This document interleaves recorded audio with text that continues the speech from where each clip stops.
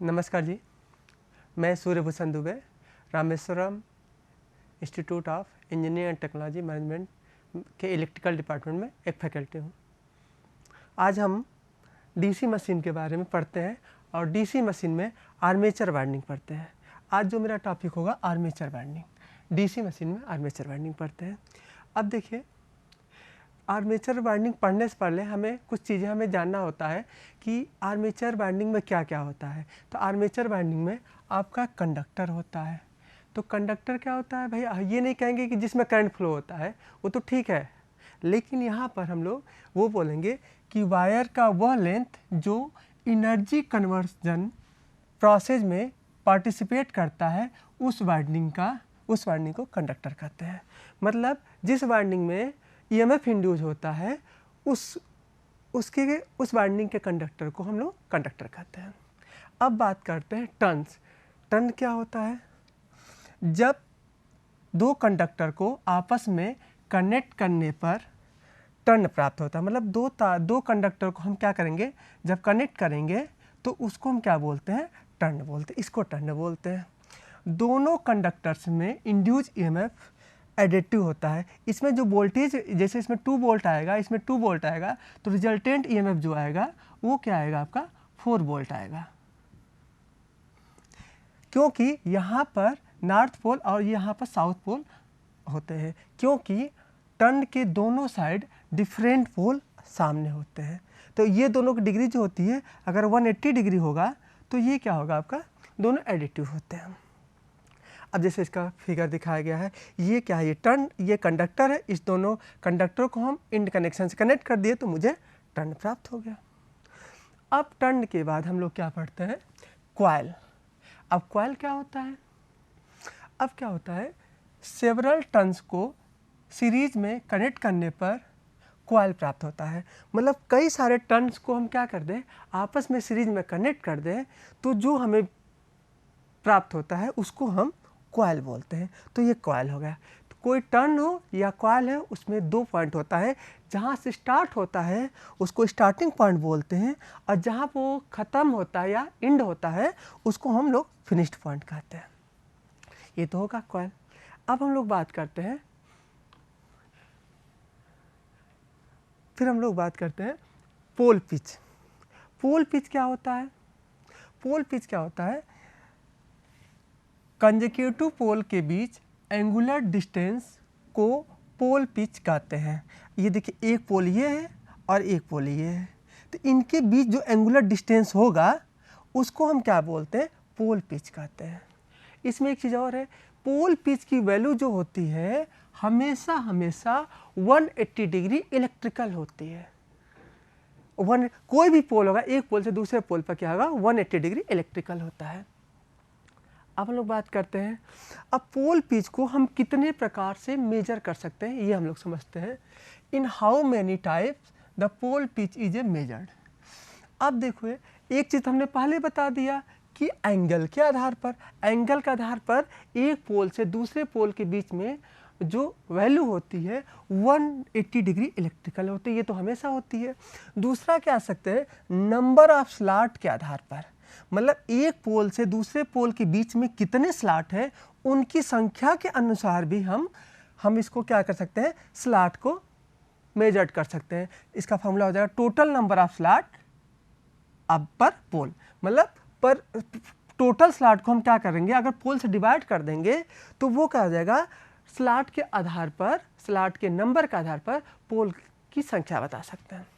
अब हम बात करते हैं, तीसरा होता है नंबर ऑफ कंडक्टर के आधार पर। मतलब इस स्लॉट में कितने कंडक्टर हैं उसके आधार पर भी हम लोग पोल को क्या कर सकते हैं? मेजर कर सकते हैं। अब हम लोग आगे चलते हैं। अब बात करते हैं कॉइल पिच क्या होता है। तो कॉइल के दोनों साइड, मतलब साइड 1, साइड 2, दोनों साइड के बीच एंगुलर डिस्टेंस को कॉइल पिच कहते हैं। मतलब यहाँ से यहाँ तक की दूरी को हम लोग क्या कहते हैं? कॉइल पिच कहते हैं। अब क्या होता है? कॉइल पिच भी क्या होता है? ये कॉइल पिच कहाँ लगा होता है? ये कॉइल पिच स्लॉट के अंदर लगा होता है। अब कॉइल पिच क्या होते हैं? 2 प्रकार के होते हैं। एक कॉइल पिच होता है फुल पिच कॉइल और दूसरा होता है शॉर्ट पिच कॉइल। अब हम बात करते हैं फुल पिच कॉइल और शॉर्ट पिच कॉइल के बारे में अलग अलग बात करते हैं। अब बात करते हैं फुल पिच कॉइल क्या होता है। हमें पता है कि पोल पिच की वैल्यू कितनी डिग्री होती है, 180 डिग्री। इसी प्रकार यदि कॉइल पिच की वैल्यू भी क्या हो जाए, 180 डिग्री, तो उस कॉइल पिच को हम बोलते हैं फुल पिच कॉइल। जैसे हम लोग लिखे भी हैं, जब कॉइल पिच की वैल्यू का मान पोल पिच के बराबर होता है उस कॉइल पिच को फुल पिच कॉइल कहते हैं। जैसे आप यहाँ देखा है, इसको हमने नॉर्थ है, ये साउथ, हमने यहाँ नॉर्थ बना दिया, इसको हमने क्या किया, कट कर दिया और कट करके सीधा कर दिया। ये आपका क्या है, ये आपका आर्मेचर वाइंडिंग इसके अंदर लगी होती है, जिसमें हमने एक कॉइल इसके अंदर कॉइलिंग किए हैं। अब यहाँ आप देख रहे हैं, यहाँ ये पोल की डिस्टेंस है, इसकी दूरी कितनी है, 180 डिग्री। और यहाँ जो कॉइल जो आपके अंदर इसके अंदर कॉइल किया गया है, इसकी भी वैल्यू कितनी है, 180 डिग्री। तो हम क्या बोल सकते हैं, इसमें कॉइल पिच की वैल्यू पोल पिच के बराबर हो गई। तो इस कॉइल पिच को हम क्या बोलेंगे, फुल पिच बोलेंगे। तो यहाँ पर हमने देखिए लिखे पोल पिच की value equal to coil pitch, और इसकी वैल्यू क्या हो गया, अब इसका मतलब क्या हो गया, पोल पिच तो 180 डिग्री था ही, अब कॉइल पिच भी क्या हो गया, 180 डिग्री हो गया। एक तो ये हो गया, वो भी क्या, इलेक्ट्रिकल डिग्री। अब क्या जो पोल पिच को मेजर करते हैं, वो अभी जस्ट ऊपर बताए थे, स्लॉट पर पोल के हिसाब से करते हैं। अर्थात अब जब पोल पिच की वैल्यू फुल पिच हो जाएगा तो उसको हम क्या बोल सकते हैं, उस फुल पिच के फार्मूला को क्या बोलेंगे, स्लॉट पर पोल बोलेंगे। अब हम लोग बात करते हैं फुल पिच कॉइल के क्या क्या फ़ायदे होते हैं। तो सबसे अच्छे फ़ायदा होता है कि यहाँ पर इन दोनों के बीच में क्या है, 180 डिग्री, साइड 1 और साइड 2 के। तो ये साइड 1 ये हो गया S1 साइड 1, और ये क्या होगा साइड 2, दोनों के बीच में कितनी डिग्री है, 180 डिग्री। तो ये दोनों को अब जो वोल्टेज आएगा, इसमें अगर 4 वोल्ट है और इसमें 4 वोल्ट है, तो जो इसमें EMF दोनों में इंड्यूस होगा वो कितना हो जाएगा, 8 वोल्ट हो जाएगा, क्योंकि ये दोनों के बीच में 180 डिग्री है। इसीलिए एडवांटेज है, इसके दोनों साइड्स में इंड्यूस EMF अर्थमेटिक सम होता है, मतलब हमें एग्जैक्ट डायरेक्टली हम क्या कर देंगे, 2 + 2 ऐड कर देंगे। ये तो इसके क्या है, एडवांटेज। अब बात करते हैं इसके डिसएडवांटेज क्या होते हैं। डिसएडवांटेज में क्या होता है, इसमें कॉपर कंडक्टर ज़्यादा लगता है। अब आप सोचते होंगे कॉपर कंडक्टर ज़्यादा क्यों लगता है, क्योंकि जो EMF इंड्यूस होता है इस वाले पोर्शन में होता है, इस वाले में पोर्शन में EMF इंड्यूस नहीं होता है। ये इसको बोलते हैं इंड, इसको जोड़ने के लिए जो कंडक्टर यूज किया जाता है उसको इंड कनेक्शन बोलते हैं। इसमें का ये, इसमें कोई वोल्टेज नहीं, ये यूज का नहीं है, इसलिए ये इसके तार ये क्या हो गए, ज़्यादा हो गए, लंबाई लेंथ ज़्यादा हो जाएगा, इसलिए इसमें कंडक्टर क्या हो जाएंगे, ज़्यादा लगेंगे, अर्थात कॉपर वायर ज़्यादा लगेगा। ये इसका डिसएडवांटेज है। फुल पिच हो गया। अब हम लोग बात करते हैं शॉर्ट पिच कॉइल। अब शॉर्ट पिच कॉइल किसको क्या बोलते हैं, जब जैसा अभी हम लोग बढ़ रहे थे कि फुल पिच की वैल्यू 180 डिग्री हो जाती है, लेकिन जब कॉइल पिच की वैल्यू 180 डिग्री से कम हो जाती है तो उस कॉइल पिच को क्या बोलते हैं, शॉर्ट पिच कॉइल बोलते हैं। जैसा लिखा हुआ है, जब कॉइल पिच की वैल्यू का मान पोल पिच से कम होता है तो उस कॉइल पिच को शॉर्ट पिच कॉइल कहते हैं। जैसे आप लोग देख रहे हैं कि ये 180 डिग्री है। अब ये देखिए, ये जो कॉइल है, अब ये क्या हो गया, यहाँ पहले इतना बड़ा था फर्स्ट टाइम में, अभी क्या थोड़ा सा छोटा हो गया। अब ये कॉइल पिच क्या हो गया, शॉर्ट पिच कॉइल हो गया। अब हम लोग बात करते हैं, अब यहाँ पे क्या होगा, पोल पिच क्या होता है, 180 डिग्री होता है, लेकिन ये इससे छोटा है, तो इसलिए हम क्या बोलेंगे, कॉइल पिच पोल पिच से छोटा हो गया। अब पोल पिच का फार्मूला क्या होता है, H/P होता है। अब ये देखिए, इससे भी एक छोटा हो गया। इसके लेकिन कुछ एडवांटेज भी हैं, तो वहाँ पर जो उसका एडवांटेज था फुल पिच में, यहाँ पर डिसएडवांटेज हो जाएगा, और फुल पिच में जो डिसएडवांटेज था इसका एडवांटेज हो जाएगा। देखिए एडवांटेज, इसमें लेस कॉपर वायर लगेगा। अब क्यों लेस कॉपर, क्योंकि यहाँ पर इंड कनेक्शन जो होंगे वो वायर क्या हो जाएंगे, छोटे हो जाएंगे, इससे कॉपर क्या हो जाएगा, सेविंग हो जाएगा, इसलिए इसमें लेस कॉपर वायर लगेगा। अब बात करते हैं डिसएडवांटेज क्या है। इसमें डिसएडवांटेज ये हो जाएगा, इन दोनों के बीच में 180 डिग्री नहीं होगा। तो 180 डिग्री नहीं होगा, मान लीजिए 120 डिग्री है, तो ये क्या हो जाएगा 120 डिग्री। तो ये E1 हो गया, मान लेते ये इसको बोलते E1, इसको बोलते E2। अब यहाँ पर जो रिजल्टेंट EMF होगा वो क्या होगा, अब वो पहले अर्थमेटिक सम था, अब अर्थमेटिक सम नहीं होगा, तो इसमें जो वोल्टेज आएगा वो क्या हो जाएगा, कम हो जाएगा। वही लिखे, इसमें लेस इंड्यूस EMF पैदा होता है, और वहाँ पर एडिटिव हो तो वहाँ पर ज़्यादा होगा, यहाँ पर कम होगा, ये इसके डिसएडवांटेज है। अब हम लोग बात करते हैं कि डीसी मशीन में कौन सी कॉइल पिचिंग करेंगे, फुल पिच करेंगे कि शॉर्ट पिच करेंगे, बात करते हैं।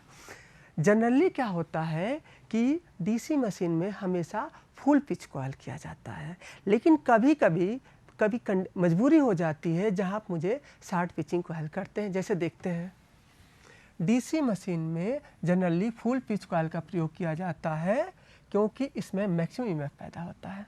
ये तो डीसी मशीन की बात हो गई। जब आप अगर एसी मशीन की बात करें, जैसे सिंक्रोनस मशीन, इंडक्शन मशीन में, वहाँ पर शॉर्ट पिचिंग की जाती है, उसके वहाँ पर कुछ एडवांटेज होते हैं, इसलिए वहाँ पर किया जाता है। लेकिन यहाँ पर डीसी मशीन में जनरली हमेशा कोशिश किया जाता है कि हम फुल पिचिंग कॉइल करें।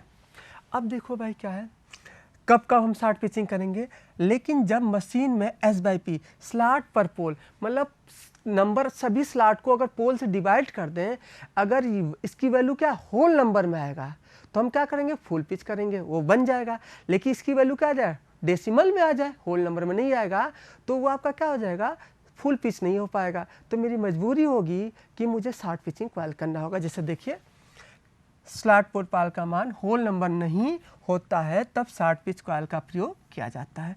एक हम इस चीज़ को न्यूमेरिकल से भी दे सकते हैं। एक न्यूमेरिकल ये है, the armature of DC generator has the 10 slot, calculate the coil pitch for 2 pole winding and 4 pole winding. मान लेते हैं कोई एक मशीन है जिसमें टोटल नंबर स्लॉट क्या है, 10 है। अगर हमें क्या करना है, 2 पोल वाइंडिंग और 4 पोल वाइंडिंग करनी है, तो इसमें शॉर्ट पिच होगा कि फुल पिच होगा, इसको हम लोग देखते हैं। अब देखिए क्या है, पोल पिच का फार्मूला हमने क्या बताया था, स्लॉट पर पोल, तो 10 डिवाइड बाई 2 कर सकते हैं, मतलब पोल पिच की वैल्यू 5 आ गया। अब यहाँ पर हम कॉइल पिच की वैल्यू 5 रख सकते हैं। तो यहाँ पर इस कंडीशन में हम मशीन को फुल पिच कॉइल करेंगे। लेकिन यदि यही मशीन स्लॉट को हम क्या कर दें, 4 पोल का बना दें, अब जब पोल पिच निकालेंगे वो क्या आ जाएगा, डेसिमल में आ जाएगा। अब हम डेसिमल में भाई 2 स्लॉट होते हैं, 3 स्लॉट होते हैं, 2.5 स्लॉट तो होता नहीं है, तो मेरी मजबूरी हो जाएगी, उसको मुझे शॉर्ट पिचिंग करनी है। तो अब कॉइल पिच की वैल्यू क्या करेंगे, 3 करेंगे। अब आप कहेंगे सर इसको 3 कर दीजिए, तो 3 नहीं कर सकते हैं, क्योंकि पोल पिच 2 प्रकार के होते हैं, एक शॉर्ट पिच होते हैं, एक फुल पिच होते हैं। तो फुल पिच क्या होगा, उसके बराबर होगा। हमने ज़्यादा वाला पिच तो पढ़ा नहीं है, तो ज़्यादा बराबर हो सकते हैं, कम हो सकते हैं, तो कॉइल पिच इससे ज़्यादा नहीं हो सकता है, इसलिए इसको 3 नहीं कर सकते हैं। तो यहाँ मजबूरी है, मुझे शॉर्ट पिचिंग कॉइल करना पड़ेगा। आगे हम लोग पढ़ते हैं। अब हम लोग बात करते हैं बाइंडिंग क्या होती है। अब कई सारे कॉइल को हम क्या करें, अगर कई सारे कॉइल को हम क्या करें, उसको सीरीज में कनेक्ट कर दें, कई सारे कॉइल को, ये कॉइल इस कॉइल को, इस कॉइल को, इस कॉइल को हम सीरीज में कनेक्ट कर दें, तो वो जो हमें प्राप्त होता है उसको हम क्या बोलते हैं, बाइंडिंग। सेवरल कॉइल्स को सीरीज में कनेक्शन करने पर हमें बाइंडिंग प्राप्त होती है। अब क्या होती है बाइंडिंग, वैसे अगर बहुत ब्रॉड में बोला जाए तो उसके मैग्नेटिक एक्सिस के अनुसार इसको 2 पार्ट में डिवाइड किया गया है। जैसा लिखा है, बाइंडिंग को मैग्नेटिक एक्सिस के अनुसार इसे 2 पार्ट में डिवाइड किया गया है। पहला बात करते हैं कंसंट्रेटेड बाइंडिंग और दूसरी बात करते हैं डिस्ट्रीब्यूटेड बाइंडिंग। अब बात करते हैं कंसंट्रेटेड बाइंडिंग किसको कहते हैं और डिस्ट्रीब्यूटेड बाइंडिंग किसको कहते हैं। कंसंट्रेटेड बाइंडिंग, जिस बाइंडिंग के सभी टर्न्स के मैग्नेटिक फील्ड का एक्सिस सेम होता है, उस बाइंडिंग को कंसंट्रेटेड बाइंडिंग कहते हैं। जैसे यहाँ आप देख रहे हैं, इसका सभी का ये प्राइमरी बाइंडिंग है, सबका जो फील्ड होगा वो क्या होगा, जैसे करंट अगर ऐसे जा रही है मान लेते हैं, तो इसका फील्ड अगर ऐसे देखेंगे तो इसका फील्ड ऊपर, तो इस सभी का, इस सारे टर्न्स के जो मैग्नेटिक एक्सिस क्या है, सेम है, तो इस वाइंडिंग को क्या बोलेंगे, कंसंट्रेटेड वाइंडिंग। ये कहाँ क्या किया जाता है, ट्रांसफार्मर में किया जाता है, डीसी मशीन की फील्ड वाइंडिंग में की जाती है। डीसी मशीन के फील्ड जो ये होता है इस पर जो की जाती है वो कॉन्सेंट्रेटेड वाइंडिंग होती है। इसी तरह सिंक्रोनस मशीन के फील्ड वाइंडिंग पर की जाती है। ये तो हो गया कॉन्सेंट्रेटेड वाइंडिंग। बात करते हैं डिस्ट्रीब्यूटेड वाइंडिंग। अब डिस्ट्रीब्यूटेड वाइंडिंग क्या होती है?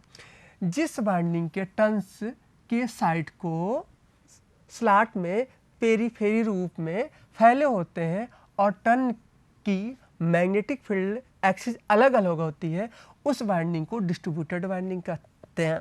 जैसे आपने देखा ये इंडक्शन मोटर में स्टेटर होता है, तो यहाँ पर ये क्या हो गया, ये इस यहाँ फैल, ये इसका एक ऐसा बनता है, फिर ये यहाँ पर चला गया, फिर ये यहाँ चला गया। तो इस तरह से आपने देख रहे हैं कि ये क्या है, ये इसका अलग, इसका एक्सिस इधर है, इसका एक्सिस इधर है, इसका एक्सिस अलग है। ये जैसे हमने R/B मतलब 3 फेज ले लिए हैं, 3 फेज वाइंडिंग होती है स्टेटर में, वैसे हमने एक फेज को, हमने एक वाइंडिंग को पकड़ा, तो तीनों में जो कॉइल है उनकी मैग्नेटिक फील्ड एक्सिस क्या है, अलग अलग है। तो इस वाइंडिंग को क्या बोलेंगे, डिस्ट्रीब्यूटेड वाइंडिंग बोलते हैं। अब डिस्ट्रीब्यूटेड वाइंडिंग कहाँ पे यूज किया जाता है, इसकी हम लोग बात करते हैं। तो ये डीसी मशीन के आर्मेचर वाइंडिंग में और इंडक्शन मोटर के स्टेटर वाइंडिंग में की जाती है, सिंक्रोनस मशीन के भी स्टेटर वाइंडिंग में की जाती है। अब हम लोग आगे चलते हैं। अब क्या होता है, आर्मेचर वाइंडिंग की बात करते हैं। आर्मेचर वाइंडिंग क्या होती है? आर्मेचर वाइंडिंग के अनुसार वाइंडिंग को 2 पार्ट में डिवाइड किया गया। ये आर्मेचर वाइंडिंग हो गई, एक हो गया, इसको 2 भाग में फिर डिवाइड किया गया है, close winding and open winding.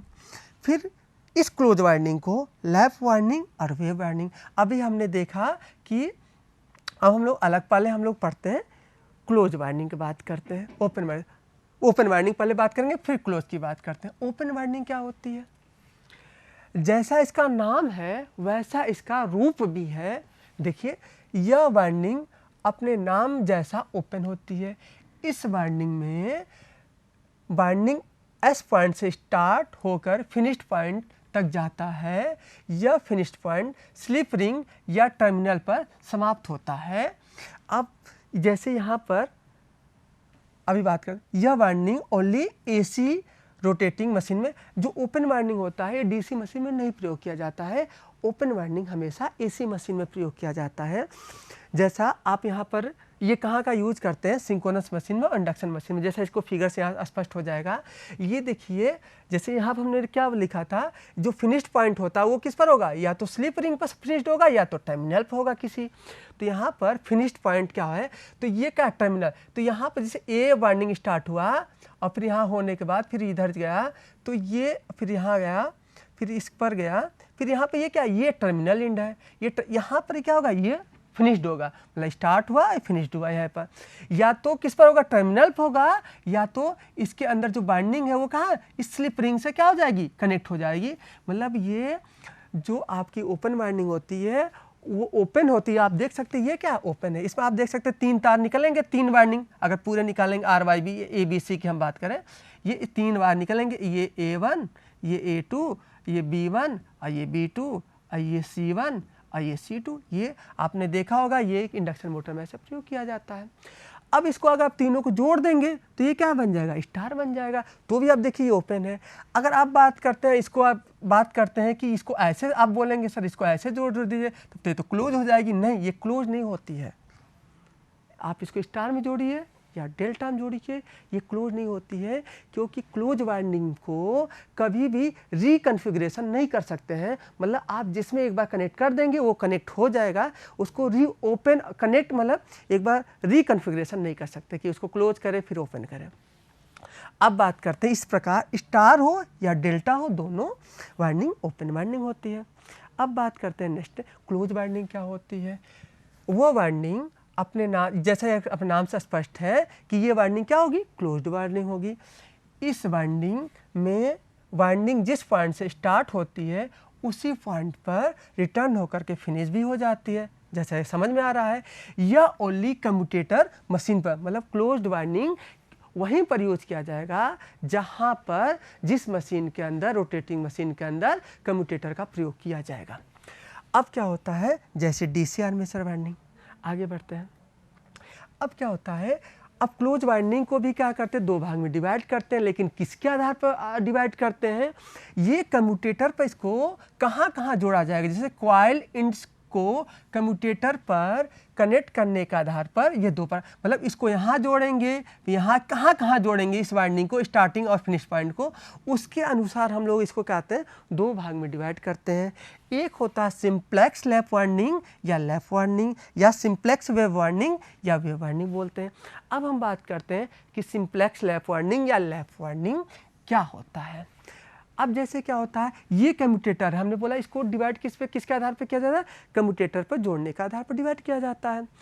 अगर ये क्या होगा, अगर दोनों बाइंडिंग एक यहाँ जोड़ा जाएगा दूसरा यहाँ जोड़ा जाएगा, उस बाइंडिंग को क्या बोलते हैं, लैप वाइंडिंग। जैसे यहाँ दिखाया गया है, जिस बाइंडिंग के दोनों एंड्स मतलब स्टार्टिंग एंड फिनिश्ड को एडजेसेंट मीन्स अगल बगल कम्यूटेशन सेगमेंट से कनेक्ट किया जाता है, उस वाइंडिंग को लैप वाइंडिंग। मतलब अगर कोई वाइंडिंग है, अगर इसको अगल बगल जोड़ेंगे तो उस वाइंडिंग को क्या बोलेंगे, लैप वाइंडिंग। जैसा कि इस फिगर से स्पष्ट है, ये देखिए ना, ये कम्यूटेटर सेगमेंट है, एक वाइंडिंग यहाँ से गई और फिर यहाँ ऐसे होते हुए ये डॉट इसलिए दिखाएगा क्योंकि ये टॉप है और ये बॉटम है, तो यहाँ होते हुए देखिए ये इसके अगल इसमें यहाँ जुड़ी थी दूसरी, तो ये दोनों क्या है, बगल वाले कम्यूटेटर से क्या हुई, अटैच हुई है, इसलिए वही हमने डिफिनीशन बताया है। तो ये वाइंडिंग कौन सी हो गई, लैप वाइंडिंग हो गई। अब इसमें क्या होता है, इसमें जो पैरेलल पाथ होते हैं वो किसके बराबर होते हैं, जितने पोल, जैसे 4 पोल की मशीन है तो उसमें पैरेलल पाथ भी क्या बनेंगे, 4 बनेंगे, और उस पर नंबर ऑफ ब्रश भी कितने होंगे, 4 होंगे, जैसा कि हम लोग फिगर से यहाँ पर देख सकते हैं। यहाँ देखिए, ये इस वाइंडिंग को अगर ऐसे करेंगे तो ये 4 पोल की मशीन हमने लिया है, तो इसमें देखिए 4 ब्रश बनेंगे और ये 4 पैरेलल पाथ बनेंगे। आप ये देखेंगे तो क्लोज भी होगा, देखिए यहाँ से स्टार्ट कीजिए, ये देखिए ऐसे ऐसे ऐसे ये क्लोज हो जाएगा अपने आप, जहाँ चला है वहीं से फिर पहुँच जाएगा, देखिए यहाँ चला तो वहाँ से पहुँच गया, तो क्लोज वाइंडिंग होती है। अब नेक्स्ट बात करते हैं, यहाँ पर इस वाइंडिंग एक दूसरे को क्या करती है, ये वाइंडिंग अगर आप देखेंगे, ये आप देखेंगे ये वाइंडिंग एक दूसरे को क्या कर रही है, ये वाइंडिंग और ये दूसरी वाइंडिंग क्या की, इसको भी क्या करी, ये दूसरी वाली वाइंडिंग पहले वाइंडिंग को क्या कर दी, ओवरलैप की, इसलिए इस वाइंडिंग को क्या बोलेंगे, लैप वाइंडिंग कहते हैं। नेक्स्ट पढ़ते हैं। अब बात करते हैं वेव वाइंडिंग क्या होती है। जिस वाइंडिंग के दोनों एंड्स मतलब स्टार्टिंग और फिनिश्ड को कम्यूटेटर सेगमेंट के अपोजिट कनेक्ट किया जाए, मतलब एक सेगमेंट अगर यहाँ इस कोई वाइंडिंग है, मान लेते हैं इस तरह कोई वाइंडिंग है, इस वाइंडिंग अगर स्टार्टिंग पॉइंट को यहाँ जोड़ेंगे तो फिनिश पॉइंट को कहाँ जोड़ेंगे, इसके पीछे जोड़ेंगे, तो इस तरह के वाइंडिंग को क्या बोलते हैं, वेव वाइंडिंग कहते हैं। अब क्या होता है, इसमें जो पैरेलल पाथ होते हैं वो कितने होते हैं, 2 होते हैं, उसमें कितने होते थे, पोल के बराबर होते थे। अब बात करते हैं इसमें ब्रश कितने होते हैं, इसमें भी वो 2 होंगे। अब लोग बात करते हैं, इसमें वाइंडिंग का रूप वेव की तरह होता है, जैसा फिगर से स्पष्ट हो जाएगा। अब देखिए, पहले एक यहाँ कनेक्ट हुआ और ये दूसरा क्या होगा, यहाँ पर कनेक्ट हुआ, तो इसके बीच में डिस्टेंस ज़्यादा, वहाँ पर क्या अगल बगल था, तो इसलिए इसको वेव वाइंडिंग कहते हैं। इसका जो रूप है आप देख रहे हैं वो क्या है, वेव जैसा आगे चल रहा है, इसलिए इसको क्या बोलते हैं, वेव वाइंडिंग कहते हैं। इसमें देखिए पैरेलल पाथ कितने बने, 2 बने हैं, क्लियर है। अब हम लोग बात करते हैं नेक्स्ट, फ्रंट पिच क्या होता है, बैक पिच क्या होता है। सेम कम्यूटेशन सेगमेंट से कनेक्टेड 2 कॉइल साइड के बीच डिस्टेंस को फ्रंट पिच कहते हैं। मतलब देखिए, इसी कम्यूटेटर से ये भी कनेक्ट है और ये भी कनेक्ट है, तो इन दोनों के बीच जो डिस्टेंस होगा वो क्या बोलेंगे, फ्रंट पिच। ये तो लैप था, इसलिए यहाँ पर देखिए ये इसी कम्यूटेटर से 2 तार कनेक्ट है, एक ये कनेक्ट है और एक ये कॉइल कनेक्ट है, तो इसको फ्रंट पिच बोलते हैं। अब हम लोग बात करते हैं, फ्रंट पिच तो हो गया, अब हम लोग बात करते हैं बैक पिच की बात करते हैं कि बैक पिच क्या होती है।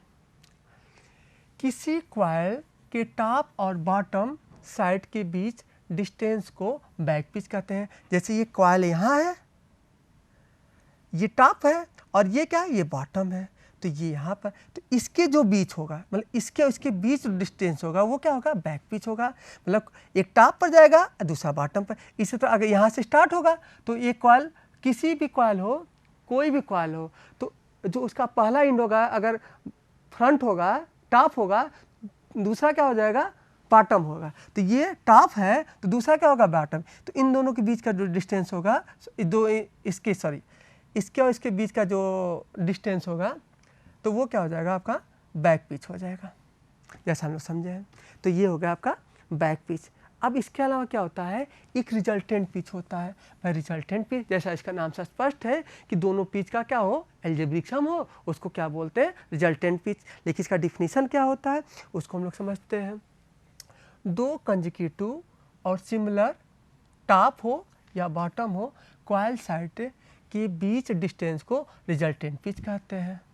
जैसे ये यहाँ से स्टार्ट हुआ, ये इसी तरह सिमिलर कहाँ गया, अगर हम बात करें इसका सिमिलर ऐसे जाएगा, सेम चीज़। ये देखिए जो यहाँ स्टार्ट है तो इन दोनों के बीच को डिस्टेंस दोनों सिमिलर है, या दोनों क्या हो जाएंगे, इस ये भी अगर ये भी क्या है, दोनों बॉटम है और ये भी बॉटम है, तो इसको भी हम क्या बोल सकते हैं, आपका रिजल्टेंट पिच बोल सकते हैं, इसको भी बोल सकते हैं। इसी तरह अगर आप देखिए सेम एक यहाँ से स्टार्ट हुआ और दूसरा कॉइल यहाँ से स्टार्ट हुआ, तो ये भी क्या हो जाएगा, आपका रिजल्टेंट पिच हो जाएगा, ये पूरा से पूरा, तो यहाँ से यहाँ तक। तो ये क्या होता है, अगर आप यहाँ देखेंगे तो यहाँ पर लेफ्ट वार्निंग में रिजल्टेंट पिच क्या होगा, दोनों का ये आपका क्या रिजल्टेंट पिच। रिजल्टेंट पिच क्या है, ये पूरा क्या था बैक पिच, ये क्या फ्रंट पिच, इसमें से हटा देंगे तो ये क्या मिलेगा, रिजल्टेंट पिच मिलेगा। तो इसमें क्या हो रहा है, दोनों का डिफरेंस हो रहा है, और इसमें क्या हो रहा है, रिजल्टेंट पिच इसका और इसका क्या हो रहा है, सम हो रहा है, इसलिए क्या हो जाएगा आपका। तो इसमें क्या हो रहा है, इसलिए हमने क्या बोला, एल्जेब्रिक सम। तो इसमें रिजल्टेंट पिच क्या हो जाएगा, YB प्लस YF हो जाएगा, और इसमें जो हो जाएगा आपका रिजल्टेंट YB माइनस YF हो जाएगा। जैसे हम लोग इसको नेक्स्ट लिखते हैं कि रिजल्टेंट पिच इक्वल टू क्या आ जाएगा, front pitch plus back pitch, ये वेव के लिए होगा, और लेफ्ट के लिए जाएगा front pitch minus back pitch. तो ये चीज़ें हुई। अब हम लोग बात करते हैं कि कम्यूटेटर पिच क्या होता है। अब क्या होता है, किसी कॉइल एंड्स S और F के बीच कम्यूटेटर सेगमेंट की संख्या को कम्यूटेटर पिच कहते हैं। अब एक कॉइल लिए, ये यहाँ से स्टार्ट हुआ और ये कहाँ ख़त्म हुआ, आकर यहाँ हुआ फिनिश पर, तो इन दोनों के बीच में संख्या क्या, एक है, तो इन दोनों की संख्या, इसी को हम क्या बोलते हैं, कम्यूटेटर पिच। और यहाँ पर अगर देखेंगे तो यहाँ पर यही कॉइल में एक यहाँ S से स्टार्ट हुआ, दूसरा यहाँ फिनिश पर हुआ, तो इन दोनों के बीच में क्या है, इसको हम बोलते हैं कम्यूटेटर पिच। तो यहाँ पर कम्यूटेटर पिच क्या है, 1 है, और यहाँ पर क्या है, लगभग 2 पोल के बराबर, मतलब ज़्यादा होता है, मतलब एक इधर होता है दूसरा एंड पर होता है, तो ये 2 पोल पिच के बराबर होता है। और एक पोल पिच में 180 डिग्री होगा तो 2 पोल में 360 डिग्री होगा। तो हम लोग इसको यहाँ बात करते हैं, यहाँ पर हम लोग लिखे भी हैं कि इसके लिए लैब के लिए क्या हो जाएगा, कम्यूटेटर पिच 1 होगा, और इसके लिए 2 पोल पिच होगा जो 360 डिग्री होगा, जैसे दिख भी रहा है। अब लोग हम लोग बात करते हैं कि इन दोनों में हम लोग कंपैरिजन करते हैं, कौन कहाँ पर यूज किया जाएगा। अब देखिए पहले डिफिनीशन देखते हैं। जैसे ये अगल बगल कनेक्ट किया जाता है, इसमें क्या किया जाता है, इसका रूप वेव फॉर्म में होता है। कनेक्शन कैसा होता है, the end of the armature coil is a connected and adjacent, मतलब इसको अगल बगल जो एडजेसेंट कॉइल में किया जाता है, और इसमें क्या है, the end of armature coil is a connected the commutator segment some distance, मतलब कुछ दूरी पर या अपोजिट किया जाता है। पैरेलल पाथ की बात करते हैं, इसमें पैरेलल पाथ कितने होते हैं, total are equal to total number of pole, इसमें पोल के बराबर। इसमें पैरेलल पाथ कितने होते हैं, 2 होते हैं, जैसा हम लोग पढ़ चुके हैं। इसका एक नाम क्या, इसका नाम अदर भी, इसको पैरेलल वाइंडिंग भी बोलते हैं, और इसको हम लोग क्या बोलते हैं, वेव वाइंडिंग के अलावा 2 सर्किट वाइंडिंग या सीरीज वाइंडिंग भी बोलते हैं। अब बात करते हैं किसमें ईएमएफ ज़्यादा होगा। तो इसमें जो होगा लेफ्ट वाइंडिंग में ईएमएफ क्या होंगे, इसमें पैरेलल पाथ क्या होते हैं, ज़्यादा होते हैं, तो इसमें क्या होंगे, वोल्टेज कम पैदा होगा, इसमें वोल्टेज ज़्यादा पैदा होगा। अब बात करते हैं नंबर ऑफ ब्रश, इसमें पोल की संख्या, लैप में क्या होता है, इसमें ज़्यादा पोल होते हैं, मतलब पोल की A इक्वल टू P, मतलब पोल के पैरेलल पाथ पोल के बराबर होते हैं, इसमें 2 ही होते हैं ब्रश की संख्या। ओके, अब बात करते हैं इफिशिएंसी, इसकी इफिशिएंसी लेस होती है, इसकी इफिशिएंसी हाई होती है। इसकी इफिशिएंसी हाई लेस क्यों होती है, इसमें जो आपका वायर कंडक्टर कॉपर वायर होता है, इसमें ज़्यादा लगता है, इसमें कम होता है, इसलिए इसमें लॉसेज ज़्यादा होते हैं, इसलिए इसकी इफिशिएंसी लेस होती है, इसकी इफिशिएंसी ज़्यादा होती है। अब इसमें क्या होता है, कुछ एडिशनल कॉइल भी लगा जाते हैं। इसमें पैरेलल पाथ ज़्यादा होने के लिए, इसमें पैरेलल पाथ ज़्यादा होता है, इसलिए इसमें ईएमएफ अलग अलग होता है, इसलिए इसमें इक्विलाइजर रिंग की आवश्यकता पड़ती है। इसमें डमी कॉइल की, क्योंकि इसमें कुछ स्लॉट खाली हो जाते हैं, इसलिए इसमें क्या करते हैं, डमी कॉइल का यूज करते हैं। अब इसमें वाइंडिंग का, इसका वाइंडिंग कास्ट हाई होता है, इसका लो होता है। अब एक मेन क्या होता है, इसमें जो करेंट क्या होती है, पैरेलल पैरेलल पाथ ज़्यादा होता है इसलिए करंट ज़्यादा, इसलिए इसमें करंट ज़्यादा बहता और वोल्टेज कम होता है, और इसमें वोल्टेज हाई होता है और करंट कम होता है क्योंकि इसमें सीरीज में ज़्यादा कनेक्ट होता है। तो ये यहाँ पर इसको प्रयोग करते हैं। तो आज के लिए इतना रखते हैं और धन्यवाद आप लोगों के लिए।